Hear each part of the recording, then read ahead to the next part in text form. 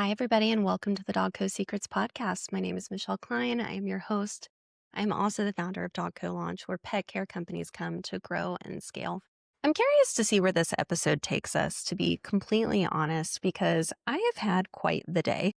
And I feel like I fought really hard to find this time to sit down to record. And I'm trying to get my head in it, and we're just gonna see where it goes because I'm feeling kind of lifetime processy right now. So, what better place to do that than a public podcast with a few thousand of my closest listener friends? So let's get into it.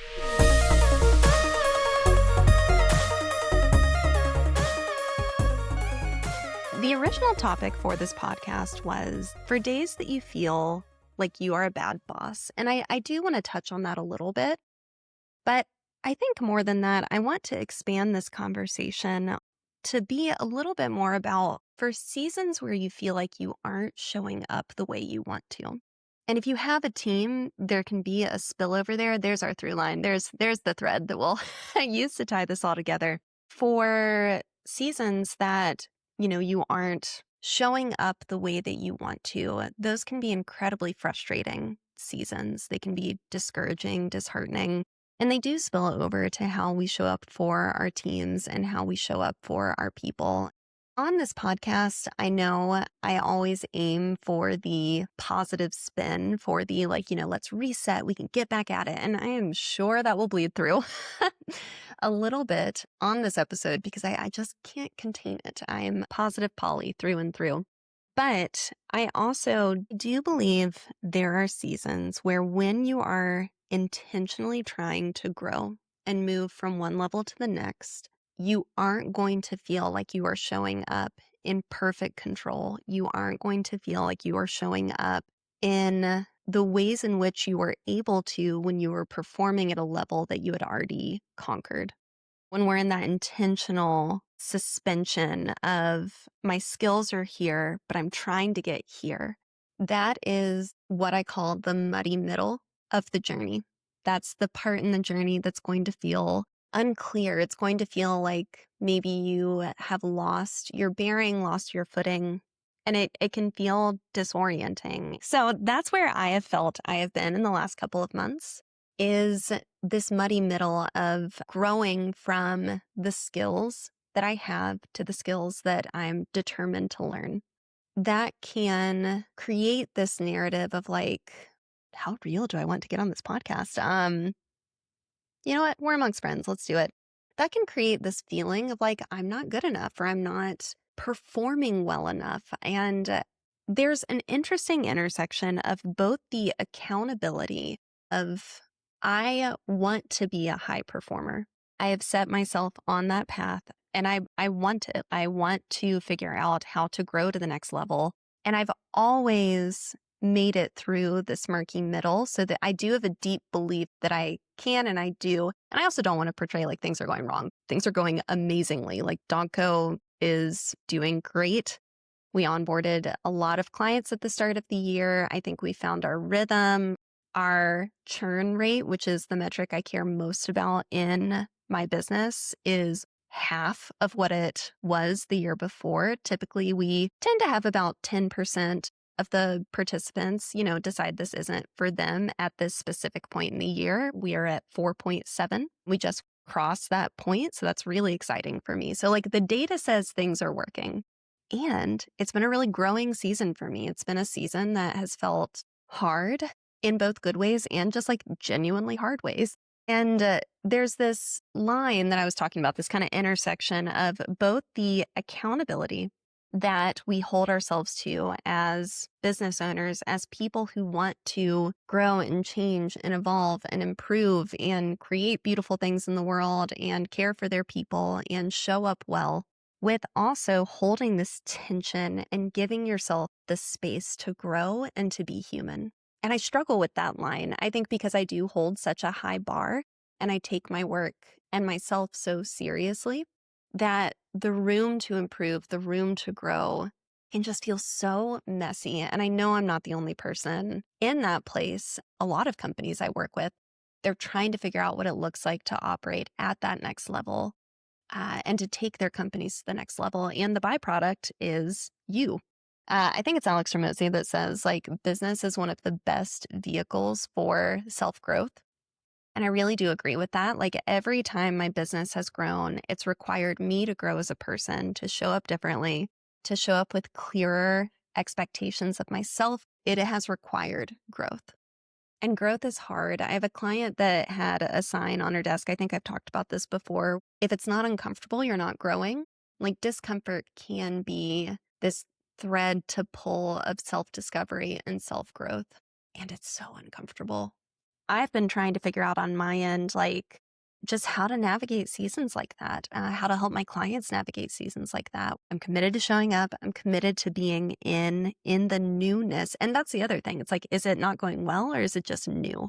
And that's where the data is so important, because the data will tell you, is this truly something that I need to have an eye on? Do I need to put different inputs in, or am I just in the discomfort of this? This is new. I'm still figuring this out. I'm still working towards this better and better place and more skills. So let the data tell you, because that's going to be that North Star that you need. So if you're in a season where it feels like the murky middle, and these were the 3 things I prepared to talk about, if you feel like you're being a bad boss, we can talk through all 3 of these things as they apply to these categories. So the first is, if you're in the murky middle, you have to give yourself the space to learn and to acknowledge and to adapt that belief. Nobody comes preloaded with the skills that they need to lead people well, at least, to lead teams, to help other people grow, to grow yourself. These are skills that we acquire. These are not like natural skill sets that we're born with or not born with. For high performers, that can be hard. It can be hard to acknowledge the humanness in your own journey. It can be hard to acknowledge and to leave space for your own growth, especially in a way that is truly vulnerable. You know, it's one thing to grow where it's like, I'm working through this process. I have a step-by-step journey.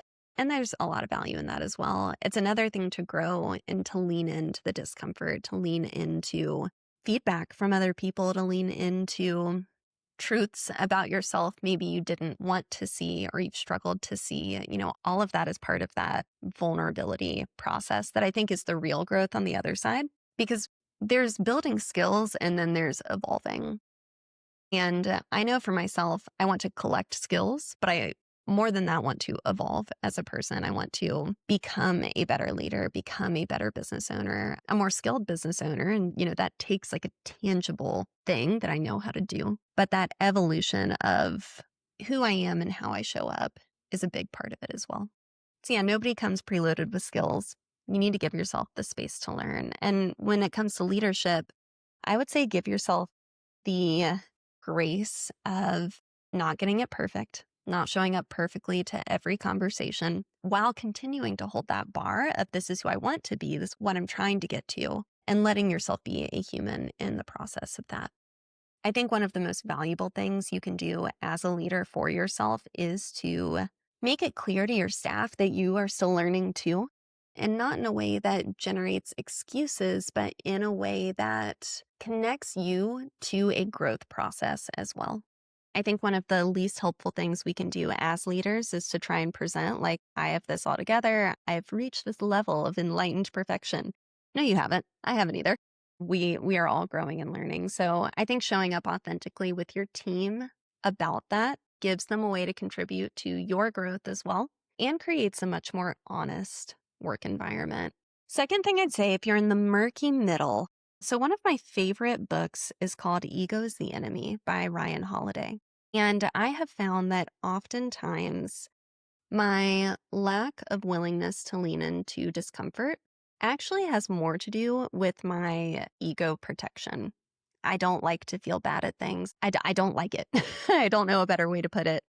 A lot of that is human, but a lot of that is also ego and wanting to feel great at everything and wanting to feel perfect. So Evan and I joke, Evan is my husband. When we first met, we had this moment, and it's so funny to me in hindsight because it's such a reflection of what we're talking about here. We had this moment. We had our first moment where I had to apologize for something. And I remember crying. This sounds so stupid out loud. I can't believe I'm telling this story, but I remember crying and saying, "You're just not going to think I'm perfect anymore." And I'll never forget the look on his face. He was like, "To be clear, I didn't think that before. So like you're a human. No one's perfect." And I just remember being so upset, like the facade was over. I'd been caught, which is not a healthy or helpful way to go about relationships. And it's all driven by ego.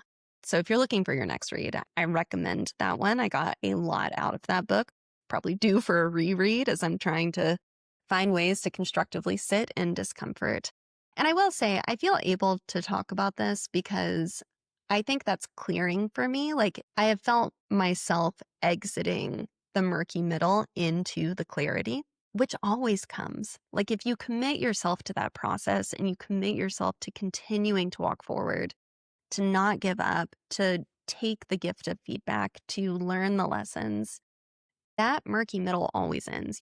I genuinely believe this. You always will come back above water, but it's the unknown of how long it will take. So I feel able to talk about this because I feel myself kind of exiting the murky middle with just a lot of lessons from the beginning of the year. And I think team felt relevant to that.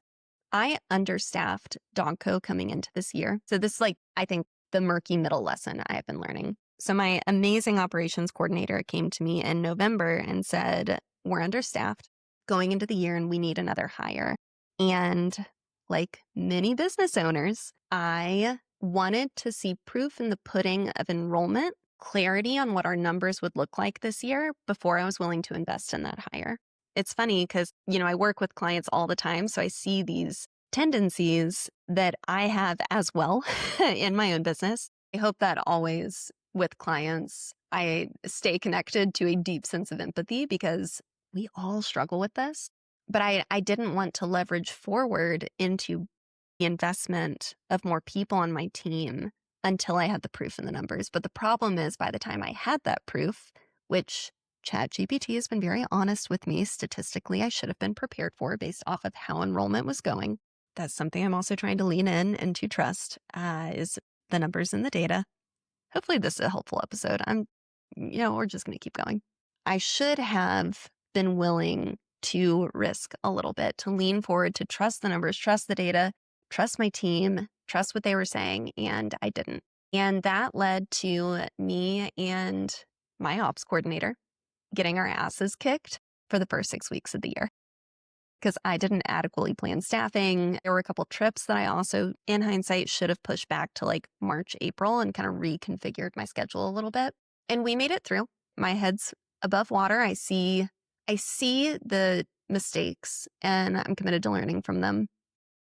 And again, mistakes light. Like I'm hard on myself. This year has gone really well so far. Like it's gone really, really well. And I want to be perfect. I told y'all my deepest, darkest secret.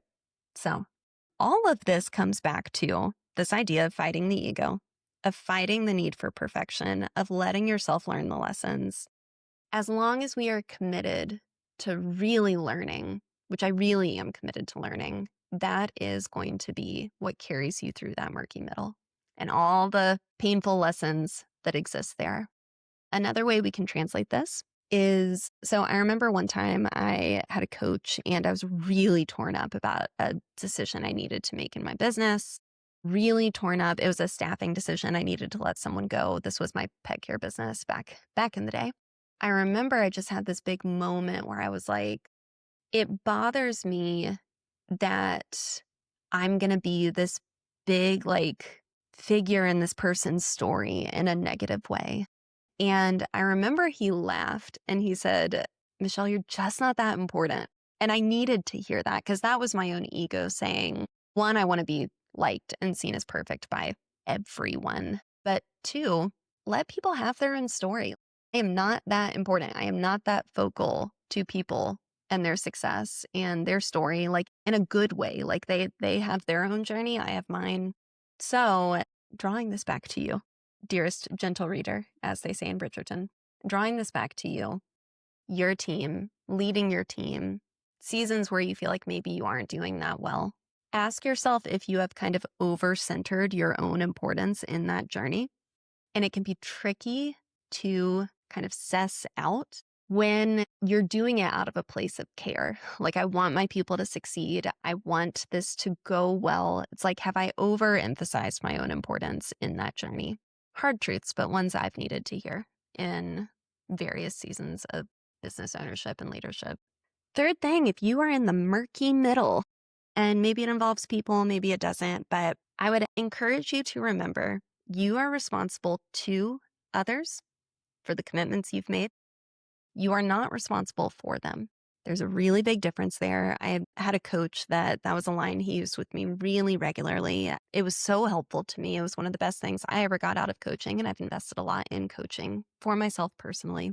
We are responsible to people. We're responsible to the relationship, to the commitments that we've made. We're responsible to showing up and to getting them what they need to succeed within the confines of what we need to provide and what the relationship is.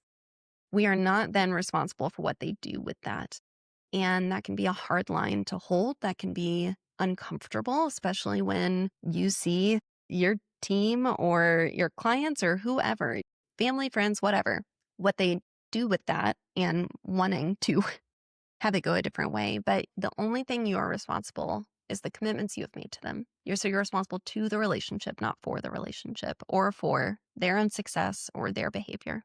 And if you have slightly codependent tendencies, as I do, that line can be murky and blurry, especially when it comes to leadership and wanting your team to succeed. I hope this was helpful. I have no idea if it was. Give me feedback. I don't know if y'all like when I live process or if you want things more structured and kind of like teaching oriented. I think realistically, this is going to be a space where both happen, but I've had a lot on my mind the last couple of days and you guys got to be inside of it. And I love that I'm able to share that and have the space to do that. So if you're still listening, thank you for being here. I'm cheering you on. Stay in the murkiness. Keep moving forward. You will come above water again, and I will see you on the other side.